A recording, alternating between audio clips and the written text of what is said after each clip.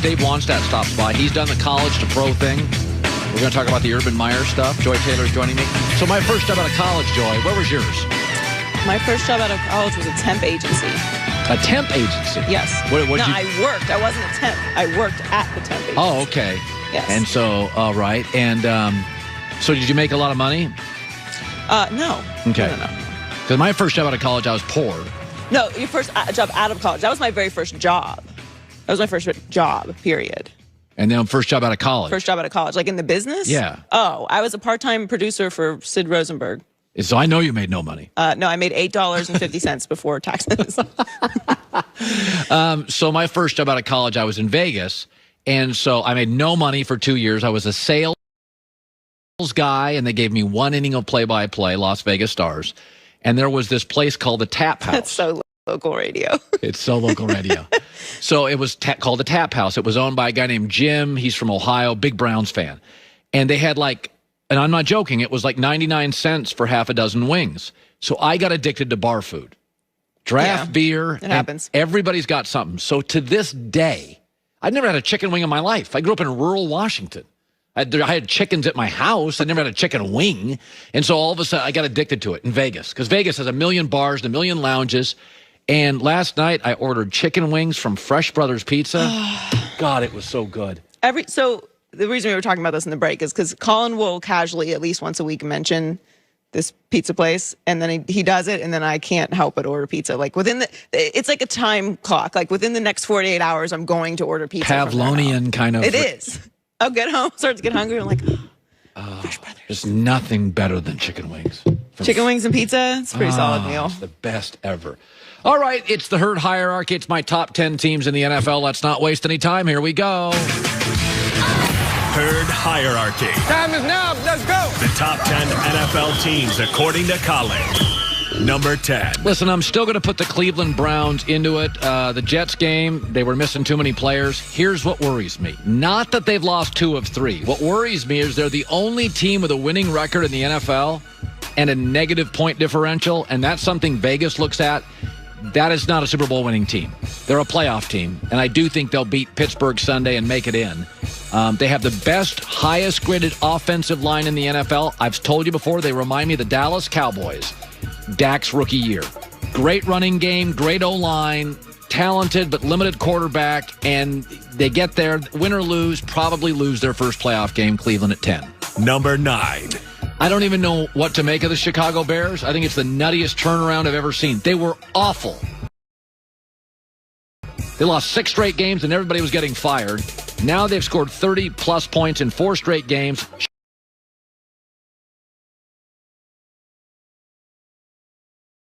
Chicago hasn't done that since the 60s.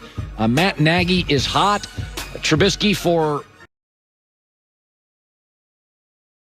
all his issues, is 25-12 during the Matt Nagy era. They're on a 3-game winning streak. If they can beat the Packers, they're in. I do not think they'll beat the Green Bay Packers, but I like their defensive personnel. Trubisky does run around a lot. They got a little bit of a Baltimore feel to them, that they're a little contrarian to the league. They throw good enough if the running game is moving. And frankly, the coaching staff, Matt Nagy, deserves a ton of credit, because I thought this team was dead. There was a shovel, and I was about 2 scoops from buried officially. Now they're at 9. Number 8. Miami Dolphins. I do worry, not psychologically that Tua was benched, but he's struggling. He's not throwing for a lot of yards. It's a lot of safe stuff, underneath stuff.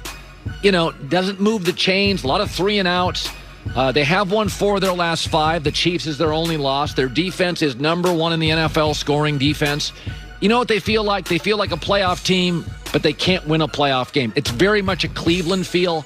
But I like their coach better than Cleveland's. Not that I don't like Kevin Stefanski, but I think Brian Flores is the next superstar coach in this league. Miami at 8. Number 7. Baltimore Ravens. I probably have them low. Listen, the running game is rolling. They're good on 3rd down. Lamar's absolutely on fire. If they beat the Bengals, they're in. In the last 4 games, points, rushing, 3rd down, and passer rating, Lamar's top 3. I have the same questions you do. What can they do in the postseason? How will they be trailing against an elite playoff team? I don't know the answers. That's why I put them at 7, but I would not have any interest playing Baltimore if I'm in the AFC? Number 6. Tampa Bay. I put him at 6 because of Tom Brady. He's been in so many playoff games and so many close games that you give him the edge over Baltimore. Last 3 games, I know it's against junk defenses, but he's absolutely on fire. Here's what worries me, though. This is why I do not think they're a Super Bowl winning team. They're 9-0 against teams that are 500 or worse. They're 1-5 against winning teams. There's a Mike Tyson quality. They beat up on average fighters. But you put them in a Lennox Lewis or an Evander Holyfield, and somebody punches back, and they just don't have a second or a third gear. I will say, Brady and Mike Evans are really aligned right now. Brady is using Gronk more. Ronald Jones, who's explosive, will come back. So I think they're clearly capable of winning a playoff game or two. Number 5. Seattle Seahawks. I worry about their offensive line. Can you win a Super Bowl with that offensive line? But since Jamal Adams got healthy and Carlos Dunlap came over, they have solved their pass rush issue, which has simultaneously helped their okay corners. They need to draft a cornerback, and everybody in the building knows it. I got a Super Bowl coach. I got a winning quarterback. I mean, that Rams game is exactly what the Seahawks do. Their offense looks like junk for 3.5 hours. And then Russell end of the half, Russell end of the game, you look up and you're like, okay, you want another division. So their scoring defense since Week 10 has held each of the last 5 opponents under 20 points, and that matters. Number 4. The Saints. I've got a concern, though. Since coming back from the rib injuries, I speak from experience. I have a rib injury. He's got an 83 passer rating, and Drew Brees is completing 56% of his throws. It worries me. I'd love for him to take a week or 2 off. And they've allowed 30-plus points in back-to-back games because they're not moving the chains, because they're giving the ball back. I do think, when healthy, this is the best overall roster in the NFL. I do think they're a tough matchup for Green Bay, but right now, because Drew isn't quite right, I put him at 4. Number 3. Kansas City. Yes, they've won 7 straight games, all by 6 points. That's not a top team in the NFL. They've got 7 giveaways in the last 3 games. They have the worst red zone defense in the NFL, and Patrick Mahomes struggled in December. 8 touchdowns, 5 turnovers, and a passer rating in the high 80s. Again, as Trent Dilfer said, their floor is really high. They play poorly and win. But at some point, that's in the regular season. You're going to face the best coaches and the best coordinators and the best teams and the best momentum in the next 2 weeks, and they're just not clicking. Number 2. Green Bay. My only concern is they had the easiest schedule in the NFL. A lot of this feels like fluff, but their scoring offense is profound. Devontae Adams and Aaron Jones, their 2 key weapons, both healthy. The offensive line is good enough. They've won 7 of their last 8 games. Aaron looks comfortable. Matt LaFleur, I think, is improved. I think they're a better second half offense than they were last year, where I thought they were very good on script, very average post-halftime. They feel like the second best team, and they are humming and hitting on all cylinders. Kansas City's not. That's why they're above them. Number 1. Buffalo, 3rd week in a row. They're a Hail Mary from 9 straight wins, 24-plus points in 8 games. Their defense now is playing well, and that's their question. They've held 4 of their last 5 opponents under 20. Stephon Diggs is essentially uncoverable. He's the hottest receiver in the league, he and Devontae Adams. So they give me everything. They give me clever coaching, playmakers, star quarterback, weaponry on the outside, playing great situational defense.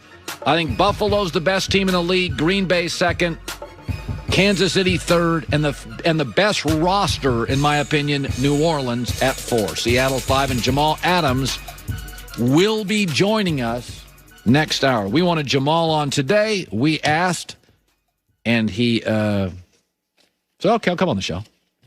That's all we have to do, folks. We're like the handsome guy. We just ask people out, and they say, yeah, all the time. It's just an amazing thing. So I saw this story today. It's funny. The headline reads, Ravens offense not built to win a Super Bowl. Okay, so I want to give you, these are what I think are very important offensive stats. And the headline is Ravens offense. It's not their defense. It's that offense. You just can't win a Super Bowl. That crazy offense. Okay, so I think 4 things matter in the playoffs. Can you run the ball? They're number 1 in the NFL. Are you good on third down? Can you keep it away from a Mahomes or a Josh Allen? Can you move the chains? They're 4th in the NFL. Yards per play. Are you somewhat dynamic? Well, they're better than the middle of the pack. They're 13th. Points per game. Hey, it's 2020. All the rules are offense. Can you win a shootout? They're 8th. That's who Baltimore is offensively. Number 1 rushing, top 4 third down, top 8 points a game when everybody's scoring, and 13th in yards per play. So